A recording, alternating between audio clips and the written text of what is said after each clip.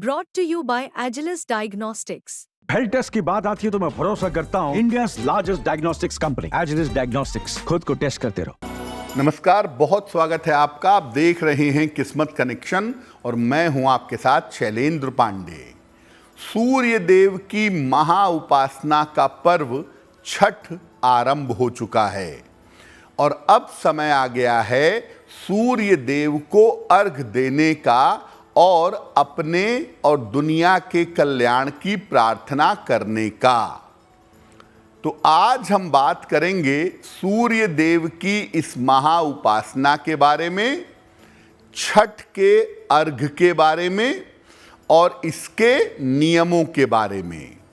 बात करेंगे 12 राशियों के दैनिक राशिफल की और कार्यक्रम के अंत में आपको बताएंगे एक लकी टिप और साथ में बताएंगे एक सक्सेस मंत्र।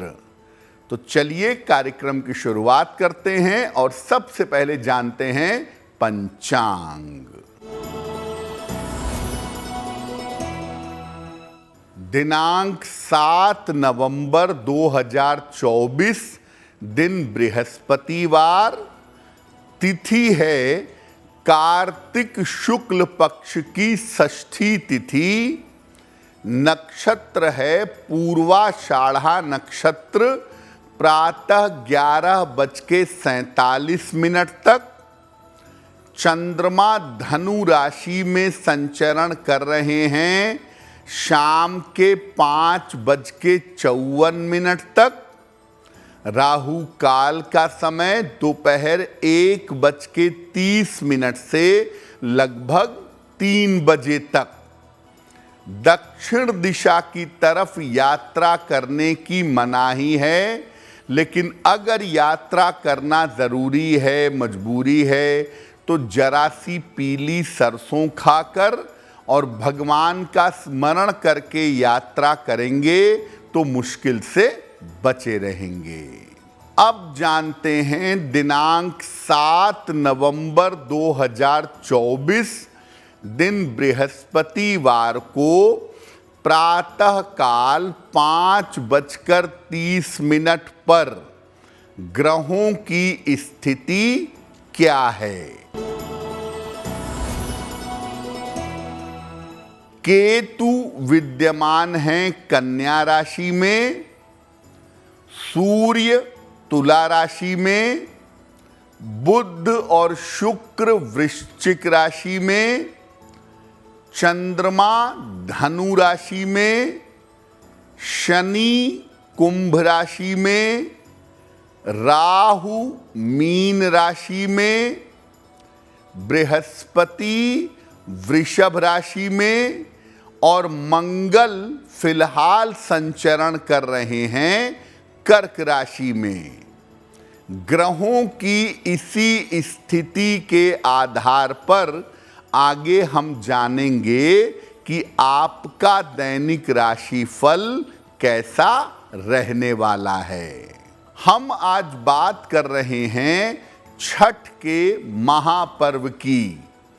तो सबसे पहले ये जानते हैं कि छठ पूजा है क्या और इसका वैज्ञानिक और पौराणिक महत्व क्या है। देखिए, कार्तिक मास में भगवान सूर्य की पूजा की परंपरा पाई जाती है और कार्तिक शुक्ल पक्ष में षष्ठी तिथि को इस पूजा का विशेष विधान है। छठ की पूजा की शुरुआत मुख्य रूप से बिहार और झारखंड से हुई, जो अब देश विदेश तक फैल चुकी है। अंग देश, जहां पर आजकल भागलपुर है, मुंगेर है, वो अंग देश है। अंग देश के महाराज कर्ण सूर्य देव के उपासक थे, इसीलिए परंपरा के रूप में सूर्य पूजा का विशेष प्रभाव इस इलाके पर दिखाई देता है और तकनीकी रूप से महाराज कर्ण ने ही सूर्य पूजा का आरंभ किया था।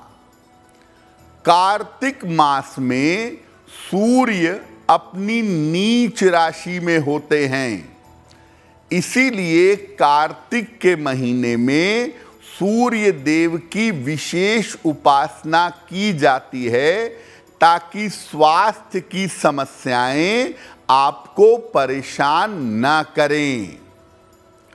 षष्ठी तिथि का संबंध संतान की आयु से होता है, इसीलिए सूर्य देव और षष्ठी तिथि की पूजा से एक तो संतान की प्राप्ति होती है और दूसरे संतान के आयु की रक्षा भी हो जाती है, दोनों काम हो जाते हैं।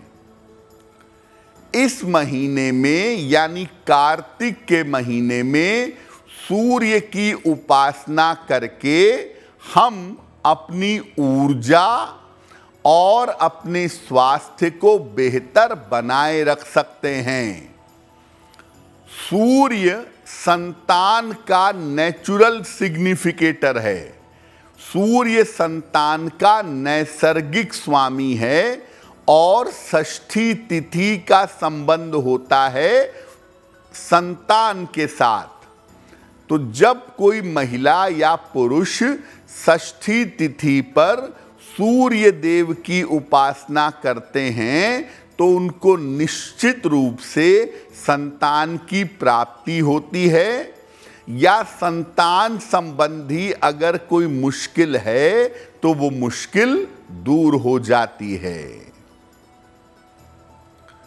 कार्यक्रम के अंत में आपको बताएंगे एक लकी टिप के बारे में और एक सक्सेस मंत्र के बारे में।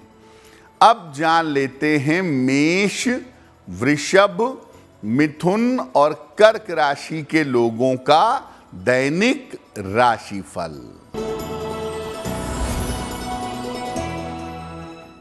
मेष राशि, स्वास्थ्य में सुधार होगा, रुका हुआ धन आपको प्राप्त होगा, धार्मिक कार्य में व्यस्त रहेंगे। किसी निर्धन व्यक्ति को अगर धन का दान कर दें तो दिन बेहतर होगा। वृषभ राशि, स्वास्थ्य का ध्यान बनाए रखें, करियर में विवादों से बचाव करें, शाम से स्थितियों में सुधार होगा। भगवान को अगर पीले फूल अर्पित कर दें तो दिन बेहतर होगा। मिथुन राशि, करियर की स्थिति ठीक रहेगी, धन लाभ के योग बन रहे हैं, वाहन सावधानी से चलाइएगा। किसी निर्धन व्यक्ति को अगर केले का दान कर दें तो दिन की मुश्किलें कम हो जाएंगी। कर्क राशि, मानसिक चिंताएं समाप्त होंगी, उपहार और सम्मान का लाभ मिलेगा, नौकरी में आपके सुधार होगा। खाने पीने की वस्तु का दान कर दें तो दिन बेहतर होगा। अब ये जानते हैं कि छठ का पर्व मनाने का तरीका क्या है, छठ की पूजा विधि क्या है। देखिए, कुल मिला के ये पर्व 4 दिनों तक चलता है। इसकी शुरुआत होती है कार्तिक शुक्ल पक्ष की चतुर्थी तिथि से और सप्तमी तिथि को अरुण वेला में प्रातः काल इस व्रत का समापन होता है। कार्तिक शुक्ल चतुर्थी को नहाए खाए के साथ इस व्रत की शुरुआत होती है। और जैसे ही व्रत की शुरुआत होती है, स्वच्छता पर विशेष ध्यान दिया जाता है।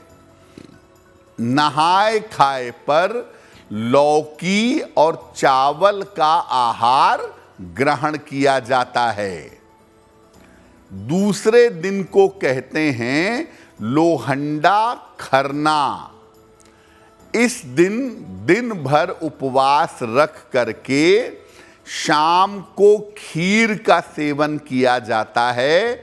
खीर गन्ने के रस की या गुड़ की बनी हुई होती है। इसमें नमक या चीनी का प्रयोग नहीं होता है। तीसरे दिन दिन भर उपवास रख करके डूबते हुए सूर्य को अर्घ्य दिया जाता है। तीसरा दिन षष्ठी तिथि का होता है और तीसरे दिन की शाम को डूबते हुए सूर्य को अर्घ्य दिया जाता है और साथ में एक विशेष प्रकार का पकवान ठेकुआ और मौसमी फल चढ़ाया जाता है। जो अर्घ दिया जाता है डूबते हुए सूर्य को, उसमें जरा सा दूध मिलाया जाता है। अर्घ दिया जाता है दूध से और जल से। चौथे दिन यानी सप्तमी तिथि को बिल्कुल उगते हुए सूर्य को अंतिम अर्घ दिया जाता है। उगते हुए सूर्य की पहली किरण को अर्घ देते हैं। इसके बाद कच्चे दूध और प्रसाद को खा करके व्रत का समापन किया जाता है। इस बार पहला अर्घ दिया जाएगा 7 नवंबर को संध्या काल में डूबते हुए सूर्य को और अंतिम अर्घ दिया जाएगा 8 नवंबर को प्रातः काल उगते हुए सूर्य को। छठ पर हमारी चर्चा जारी है, लेकिन आपको बता दें कि कार्यक्रम के अंत में हम आपको बताएंगे एक लकी टिप के बारे में और एक सक्सेस मंत्र के बारे में। अब जान लेते हैं सिंह, कन्या, तुला और वृश्चिक राशि के लोगों का दैनिक राशिफल। सिंह राशि, धन लाभ के योग बन रहे हैं। रुके हुए काम बन जाएंगे। काम की अधिकता रहेगी। किसी निर्धन व्यक्ति को अगर धन का दान कर दें तो दिन बेहतर होगा।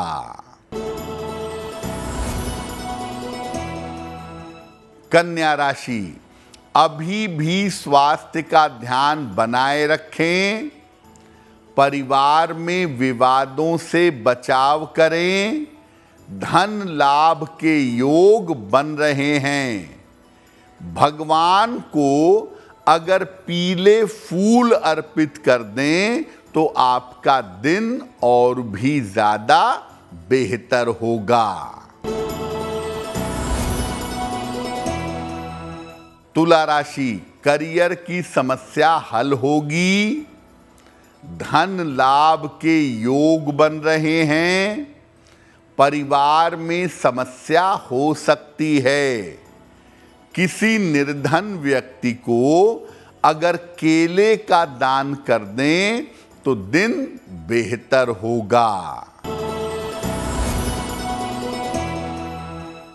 वृश्चिक राशि, छोटी यात्रा के योग बन रहे हैं। करियर में आपको लाभ होगा। संपत्ति खरीद सकते हैं। खाने पीने की वस्तु का दान कर दें तो दिन बेहतर होगा। अब ये जानते हैं कि अगर कोई व्यक्ति छठ का पालन करता है या छठ का व्रत रखता है तो इसके लाभ क्या हैं? देखिए, जिन लोगों को संतान नहीं हो पा रही है या संतान होकर बार बार समाप्त हो जाती हो, ऐसे लोगों को छठ का व्रत रखना चाहिए। उन्हें संतान के मामले में काफी लाभ होगा। अगर संतान है और संतान पक्ष से कोई कष्ट रहता है तो भी ये व्रत बहुत ज्यादा लाभकारी होता है। अगर कुष्ठ रोग है या पाचन तंत्र की गंभीर समस्या है तो भी इस व्रत को रखना हर लिहाज से शुभ होता है। जिन लोगों की कुंडली में सूर्य की स्थिति खराब है या राज्य पक्ष से गवर्नमेंट की तरफ से कोई प्रॉब्लम है, ऐसे लोगों को भी छठ का पालन करना चाहिए और छठ का व्रत जरूर रखना चाहिए। देखिए, छठ का जो व्रत है वो बड़ी सावधानी से और बड़ी बुद्धिमानी से रखा जाता है। इसके नियम बड़े कठोर हैं जिनका पालन करना चाहिए। तो व्रत की सावधानियां क्या हैं? छठ का व्रत अत्यंत सफाई का व्रत और अत्यंत सात्विकता का व्रत है। इसमें कठोर रूप से सफाई का ख्याल रखना चाहिए।